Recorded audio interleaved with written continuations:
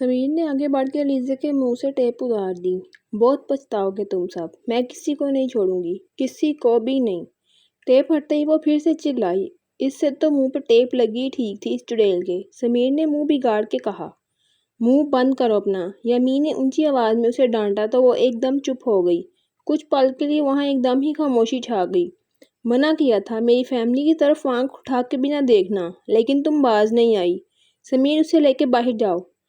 यामीन ने उठते हुए गुस्से से कहा तो समीर फौरन हुक्म बजा लाया और खींचने वाले अंदाज में उसे बाहर ले जाने लगा। कुछ ही देर में सभी हॉल में जमा हो गए। ये यहाँ? हयात साहब अलीज़ा को यहाँ देखते सख्त हैरान हुए। मीर विला की मालकिन बनने के ख्वाब देखती हुई यहाँ आई थी ये कल। यामीन ने इत्तला बुंझाई और अपने बिछाए हुए जाल में खुद ही फंस गई। इसे भी पुलिस के हवाले कर दो। हयात साहब सख्त गुस्सा हुए। हाँ कर दो। तुम लोगों को क्या लगता है मुझे पुलिस के हवाले करके मुझसे बच जाओगे? कभी नहीं। एक एक को मार डालूंगी, सबको। अलीज़ा के हाथ बंधे थे, लेकिन जुबान के जौहर वो दिखाए जा रही थी। सवेरा बीबी ने आगे बढ़ के एक जोरदार तमाचा उसके मुंह पे मारा। तुम जैसी औलाद से तो अच्छा होता मेरा भाई बे औलाद ही रहता। वो बहुत दुखी हो रही थी। काम आप भी नहीं, जिस तरह आप करती हैं ना साजिशें, वही करूंगी मैं भी। भतीजी जो हूँ आपकी, असर तो होगा ना। अलीज़ा ने भी लिहाज ना करते हुए जवाब दिया। हाजिक, वो लोग अभी तक पहुंचे क्यों नहीं? इस लड़की को मजीद यहाँ बर्दाश्त करना मेरे बस से बाहर हो गया है। यामीन ने दांत पीसते हुए अलीज़ा को देखते हुए कहा। बस आने वाले हैं इसके रिश्तेदार इसे लेने। हाजिक ने भी दोबारा कॉल मिलाते हुए कहा, जहाँ मर्जी चाहे बेच दो, लौट के आऊंगी और तब कोई नहीं बचेगा। अलीज़ा ने भी दांत पीसते हुए कहा, मैं इंतज़ार करूंगा। यामीन ने भी उसे चैलेंज अंदाज में कहा। इतने में बाहर गाड़ी के रुकने की आवाज़ आई। लो जी आ गए, हाजिक ने कहा। उसी वक्त दो खवातीन और दो मर्द अंदर दाखिल हुए और उनमें से एक हाजिक की जानिब बढ़ा। कहाँ है वो पागल लड़की? हाजिर ने इशारा किया। अलीज़ा घबराई। क्या क्या मतलब? वो सख्त घबरा गई। चलो। एक मोटी और सख्त जिसामत की औरत ने अलीज़ा को पकड़ के आगे किया। कौन कौन हो तुम? अलीज़ा उनको देखते हड़बड़ा के बोली, तुम्हारे ससुराल वाले। वो औरत भी मुंह बिगाड़ के बोली। अलीज़ा ने यामीन की तरफ देखा। बहुत पुरसुकून जगह भेज रहा हूँ, तुम्हें वहाँ रहोगी तो दुआएं दोगी, तुम जैसे बहुत मिलेंगे वहाँ तुम्हें। यामीन ने सर पुरस्कार अंदाज में कहा। अलीज़ा का दिल बुरी तरह धड़का। पागल खाने भेज रहा हूँ तुम्हें, उम्मीद है वहाँ से निकलोगी तो सीधी इधर ही आओगी, इंतज़ार रहेगा। कहते ही यामीन पीछे हटा और उनको अलीज़ा को ले जाने का इशारा किया। नहीं नहीं, मैं नहीं जाऊंगी, मैं पागल नहीं, मेरी बात सुनो, ये सब एक साजिश है, प्लीज़ मेरी बात सुनो, मैं पागल नहीं। रोते हुए चिल्लाई। हर पागल यही कहता है कि वो पागल नहीं। अब ड्रामे बंद करो और चलो। उस औरत ने अलीज़ा की कमर पे एक मुक्का मारा। अलीज़ा का तो मानो सांस ही रुक गया हो। सच सच में पागल नहीं हूँ। अलीज़ा की आंखों में आंसू आ गए। एक हसरत भरी नज़र दादाजी पे डाली। वो अभी बब्बर के सहारे वहाँ आए थे और सब जान गए। प्लीज़ दादाजी, मैं पागल नहीं हूँ। वो रोते हुए उनके पैरों में बैठ गई। मुझे मत भेजे वहाँ, प्लीज़। उसको बेतहाशा रोते देख दादाजी का दिल फिसल गया। उन्हें अलीज़ा के आंसू दिल पे लग रहे थे और जो बात उन्हें अलीज़ा को बचाने पे मजबूर कर रही थी, वो उसके बारे में भी किसी से कह नहीं सकते थे। यामीन, इसे माफ़ कर दो। दादाजी के अल्फाज पे सभी दम बखुद रह गए और हैरत से दादाजी को देखा। नहीं दादाजी, इसे माफ़ करना मतलब इसे दोबारा मौका देना कि ये मेरी फैमिली को तकलीफ़ पहुंचाए। ये गलती मैं एक बार कर चुका हूँ, दोबारा नहीं दोहराऊंगा। यामीन का लहजा मजबूत था। सभी ने अब की बार सवालिया नज़रों से यामीन को देखा। 3 साल पहले ये तलाक लेके जा चुकी थी और किसी और से निकाह भी कर लिया इसने, लेकिन बहुत कम अरसा ही खुशियाँ नसीब हुई इसे। वो शख्स इससे सब कुछ लेके इसे पागल खाने छोड़ गया। यामीन ने अलीज़ा को नफरत से देखते हुए बताया। अलीज़ा का सर झुक गया। 1 साल तक ये पागल खाने रही और एक दिन मुझे पता चला और मैं इंसानियत के नाते इसे वहाँ से निकलवाने की गलती कर बैठा, जो मेरे लिए वो बाले जान बन गई। मैंने इसकी जान बचाई और इसने उल्टा मेरी फैमिली को तकलीफ पहुंचाई। यामीन अब तैश में आ गया। इसने आप पर जानलेवा हमला किया, बाबा का बिजनेस में लाखों का नुकसान करवाया, उस फरीदा नामी औरत के साथ मिलकर बाबा को ब्लैकमेल किया, कशिश को किडनैप किया, पापा को तकलीफ पहुंचाई। آپ کو سب کو صرف ایک اس کی وجہ سے میں اسے دوبارہ اپناؤں، یہ محبت کرتی ہے مجھ سے۔ یمین کا لہجہ دھیما ہو گیا۔ کشش نے آنکھیں چھوٹی کر کے علیزے کو دیکھا جیسے کچا چبا جائے گی۔ اس کے پاس صرف یہی ایک پلس پوائنٹ تھا کہ میں نے ہماری طلاق کا کسی کو نہیں بتایا تھا۔ اس سے فائدہ اٹھانا چاہا اس نے، لیکن اب بس، میں اب اسے معاف نہیں کر سکتا۔ آپ لے جائیں اسے یہاں سے۔ یمین نے اس آدمی کو دیکھتے ہوئے کہا، نہیں پلیز نہیں، آپ مجھے قانون کے حوالے کر دیں لیکن پاگل خانے مت بھیجیں، وہ بہت ٹارچر کرتے ہیں۔ علیزے بہت زیادہ رونے لگی۔ ڈرامے کر رہی ہے، سمیر نے دھیرے سے کشش کے کان میں کہا۔ یامین چھوڑ دو اسے، یہ میرا حکم ہے، دادا جی نے یامین کو سختی سے کہا۔ یہ دادا جی کو باہر کون لایا؟ کشش نے دانت پیستے ہوئے ببر داور کو بھی غصہ آیا۔ سب کی ایک رائے پر پانی پھیر دیا۔ اس سلو موشن ببر کی تو آج خیر نہیں۔ کشش نے دانت کچکچاتے ببر کو سخت گوری سے نوازا۔ ببر نے پہلو بدلا۔ یہ ہمیں یوں گھور رہے ہیں، ہم نے کیا کیا؟ دل ہی دل میں ان سے گھبرایا۔ دادا جی نہیں، یمین نے نفی میں سر ہلایا۔ اب تم اپنے دادا جی کو انکار کرو گے؟ دادا جی کے ماتھے پر بل پڑے۔ ایک منٹ میری بات سنیں، کشش بیچ میں بول پڑی اور یمین کا ہاتھ تھاما۔ آپ دادا جی کی بات کیوں نہیں سمجھ رہے؟ وہ کہہ رہے ہیں وہی صحیح ہے، ہمیں علیزے چبا کے کہا، ایک موقع اور دینا چاہیے۔ کیوں دادا جی؟ یمین کے ہاتھ پہ دباؤ ڈالتے معصومیت سے دادا جی کو دیکھتے اس نے کہا۔ یمین کو لگا پھر سے اس کے دماغ میں کوئی کہانی چل پڑی ہے۔ ٹھیک ہے، لیکن یہ یہاں نہیں رہے گی، اسے پاکستان سے باہر جانا ہوگا۔ یامین نے بھی فیصلہ کیا۔ مجھے منظور ہے۔ علیزے کی جان میں جان آئی۔ پاگل خانے سے آئے لوگ واپس جانے لگے۔ کشش نظر بچا کے ان کے پیچھے گئی اور انہیں سب سمجھا کے واپس آ گئی۔ یامین وہاں سے جا چکا تھا۔ دادا جی کو ببر اندر لے جا رہا تھا۔ سبھی وہاں سے اپنے روم کی جانب چلے گئے۔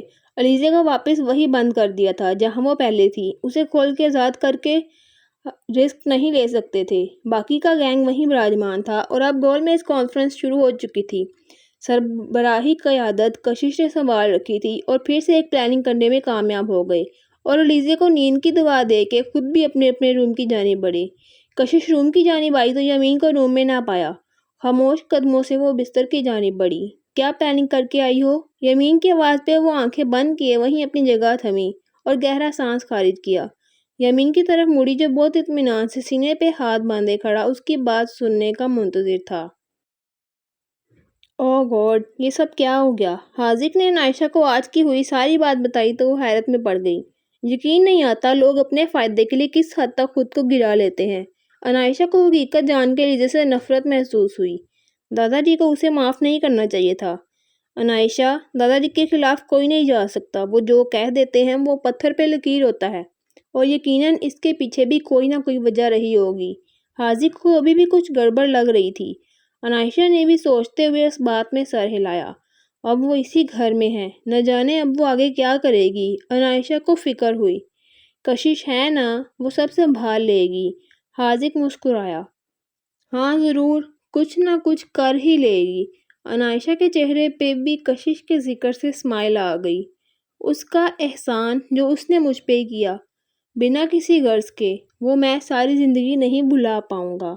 حاذق دھیمے لہجے میں بولا تو عائشہ کے دل کی دھڑکن بے ترتیب ہوئی اور نظریں جھک گئیں۔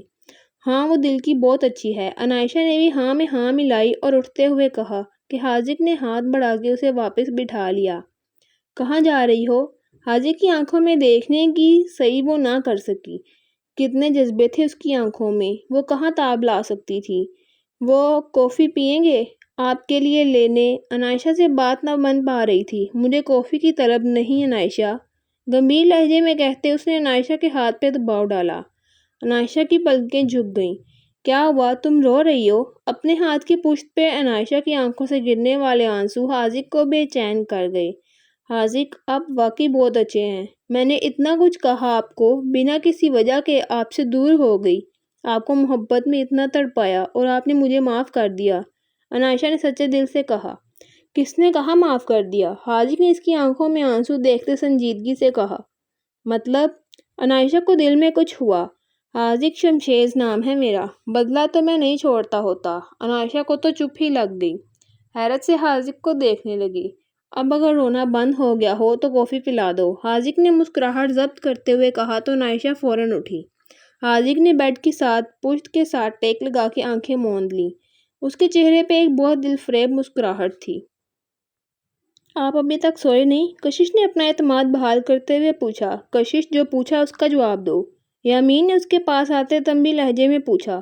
کشش نے لمبی سانس خارج کی۔ کوئی پلاننگ نہیں کی، بس اب شکر ہے اللہ کا سب ٹھیک ہو گیا ہے تو کیوں پلاننگ کرنے لگی میں؟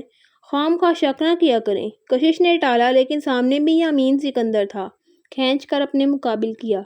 کشش مجھے سختی کرنے پہ مجبور نہ کرو، میں علیزے کو کسی صورت معاف کرنے والا نہیں، اور تم نے بیچ میں آ کے…